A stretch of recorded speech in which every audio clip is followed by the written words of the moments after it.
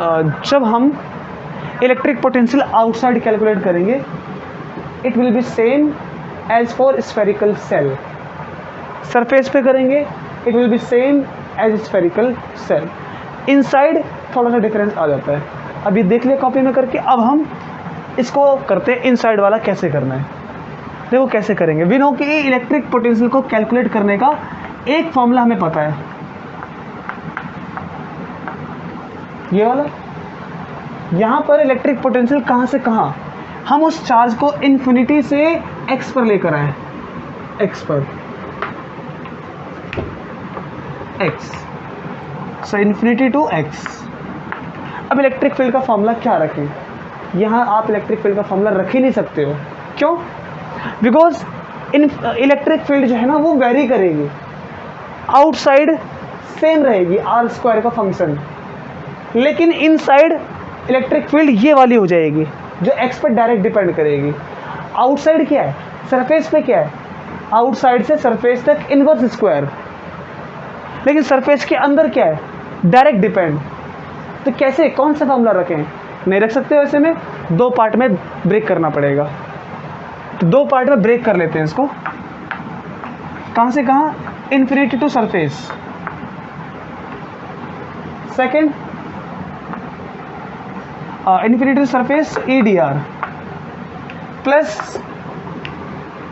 Pre minus, it will be minus plus minus minus R to x, surface के अंदर वाला portion.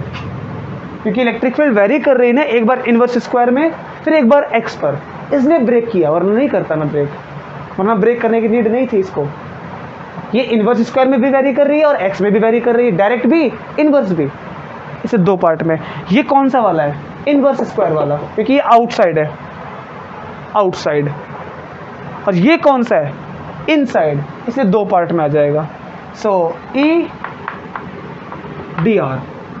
ठीक है, okay. Now outside we know क्या आएगा इसका answer, it will be K Q by capital R, limit रखने के बाद, माइनस उसको कैलकुलेट करते हैं. अब उसको कैलकुलेट करेंगे हम प्रॉपर, क्योंकि अब इस इलेक्ट्रिक फील्ड का फॉर्मूला क्या है वो.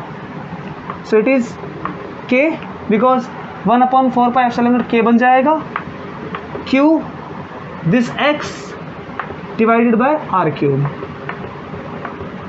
So this we have to integrate. Now let's we do it one by one.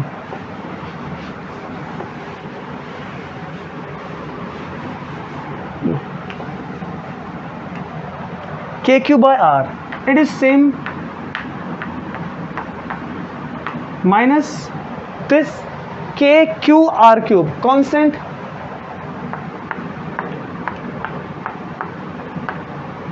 Integration में लिमिट r टू x, ये तीनों बाहर आ चुके हैं, तो x और ये dx, क्योंकि वो dx के रेस्पेक्ट में चेंज होगी इलेक्ट्रिक फील्ड, तो x dx. नाउ जिसके रेस्पेक्ट में वेरी करे उसी के रेस्पेक्ट में इंटीग्रेशन करना होता है. सॉल्व करेंगे इसको तो पावर 1 ऐड हो जाएगी, it will be x square by 2, limit r to x. Now let's we make some changes. Limit put up करते हैं and we get our answer.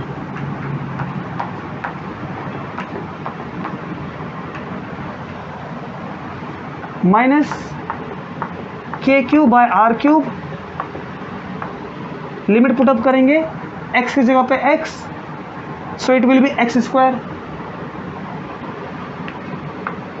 Bye 2, minus, क्योंकि लिमिट माइनस में रखते हैं, रेंज होती है 8 - 1 7 - 1 लेंथ, एंड x की जगह पे r रखेंगे r स्क्वायर बाय 2. हाँ,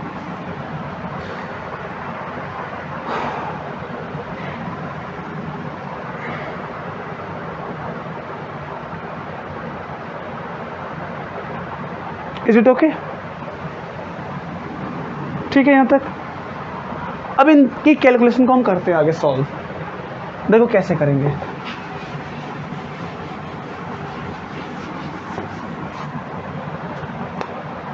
के क्यू बाय आर कॉमन कर लेते हैं,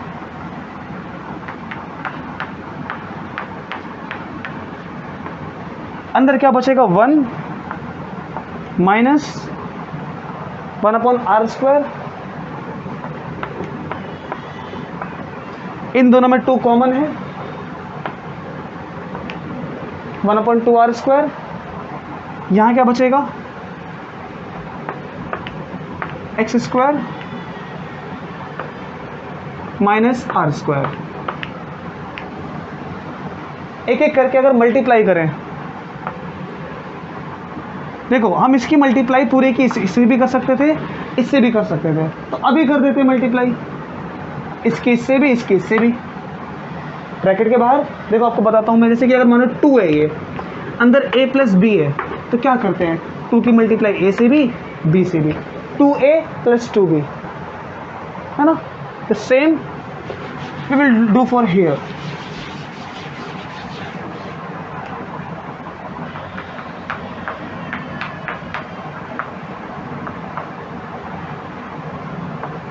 x² by 2r²,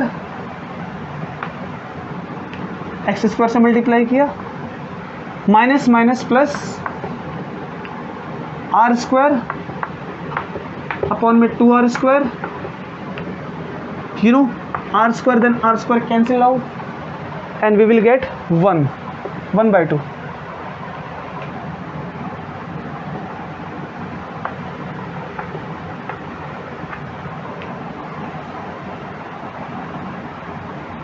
correct। now let's we go for next part, calculation करते हैं इनकी। this 1 and this 1/2, ये दोनों प्लस में है, 3/2 हो जाएगा।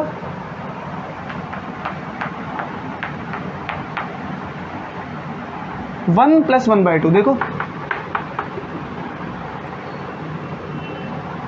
सॉल्व कर देता हूं मैं।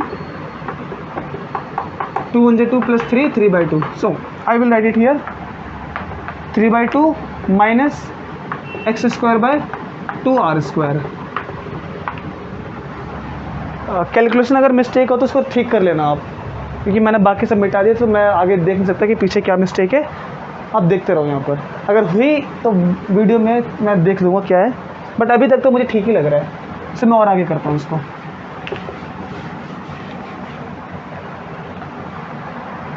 इसको कैसे लिख सकते हैं, इनमें से 2 को हम कॉमन ले सकते हैं बाहर, so it will be KQ by 2r bracket 3 minus x² by r²,